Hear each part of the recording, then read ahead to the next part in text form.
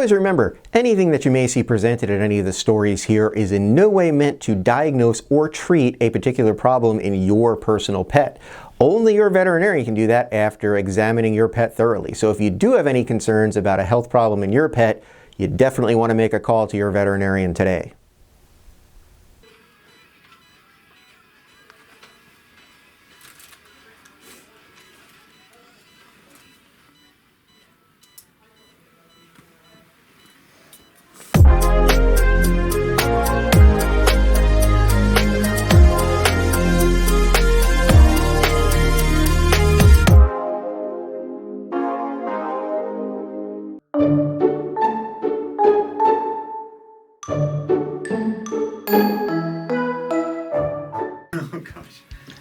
Coming in for a recheck a few days after surgery is Benji, an adorable orange and white cat who at some point in his life had what only could be described as quite a bad day. Benji was found as a stray cat, and it was immediately realized he was in need of some care. As can be seen, his right hind leg appeared to have a pretty severe injury, and the finder also noticed that his ear looked very swollen. Brought into Spay, Neuter, Save for a further look, the team got to work on sedating him immediately to get a better idea of what was going on. One feel of that leg after he was sedated, and they had their answer. Benji had suffered a severe fracture to his tibia, what we call our shin bone, and there was really only one option for him at this point. So Benji had the type of fracture that probably happened a while ago, and as a result, instead of the bones kind of just trying to heal together normally like this, what happened is they kind of shifted position a little bit and then kind of one overlapped on the other. And that's an incredibly hard fracture to try to fix. You certainly can do it potentially by kind of distracting or pulling the bones back into proper alignment and then putting a bone plate on. In the shelter and nonprofit rescue world, we unfortunately just really usually don't have that option, and the easiest and the kindest thing to do in those situations is to just amputate the leg. And you know, cats do really, really well with amputations. Dogs do as well. First of all, they obviously are on all four legs, so it's a little bit easier for them to get around. But also, the biggest thing really is they don't have the kind of mental block, I guess is the best way to put it, that we as humans do. They don't really have the ability to forethink, as far as we know, and realize, oh my God, I'm missing a limb. How am I going to get around? What am I going to do? All those things. They kind of just adapt and go on. So his break was pretty severe in that tibia shin area, and so really the easiest and best thing for him was to go ahead and amputate that leg. That will take away any kind of pain from those bones not healing properly, as well as just make it easier for him to get around in general. In addition to his unfortunate leg issues, he was also found to have a hematoma in the earlobe of his right ear. So this type of hematoma is called an aural hematoma, and that's aural, A-U-R-A-L, not O-R-A-L. So it's dealing with the ear and what we call the ear pinnae, or what we would commonly refer to as the earlobe. And the earlobe is basically kind of two pieces of skin that are then sandwiched over a piece of cartilage in the ear.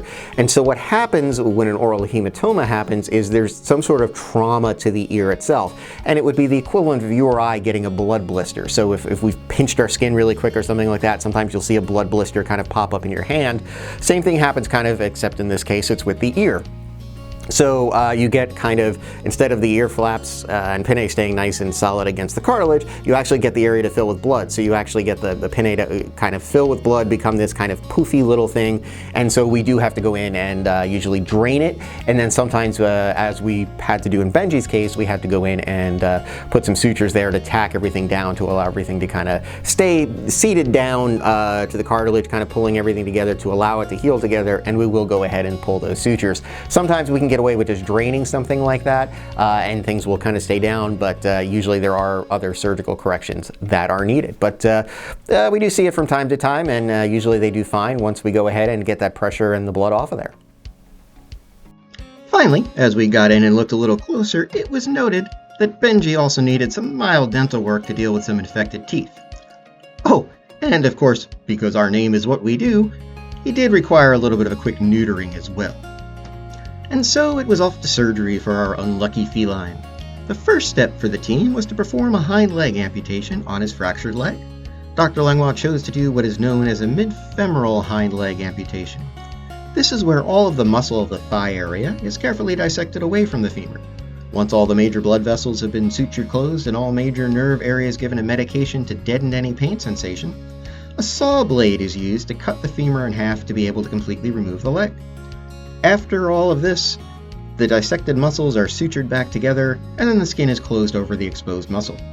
Fortunately for him, everything went quite smoothly and there were no complications throughout the leg amputation. To fix the hematoma, Dr. Langlois had to first drain out the blood that accumulated from the old injury, and then use suture to tack the earlobe back down to prevent it from filling up with blood again. All appeared to go well with this procedure too. And after a quick snip-snip to remove any chance of him fathering more kittens, it was off to the dental table for a quick cleaning, taking care of any infected teeth he may have had. After that, he had a nice smooth recovery and was sent home with a caretaker and a local rescue to continue to heal up and get plenty of love and affection. At his 1 week recheck, you can see he's already feeling better and doing great. Some more ear medication was given to help deal with a little bit of a residual ear infection. But otherwise, he was exactly where the vet team wanted him to be at this point in his recovery. So while Benji may have had a really bad day at some point earlier in his life, his luck definitely turned around quite a bit when he found his way to Spay, Neuter, Save. His life is now looking nothing but up, and you made it possible. Thank you for donating and making it possible for us to make Benji's days ahead so much better.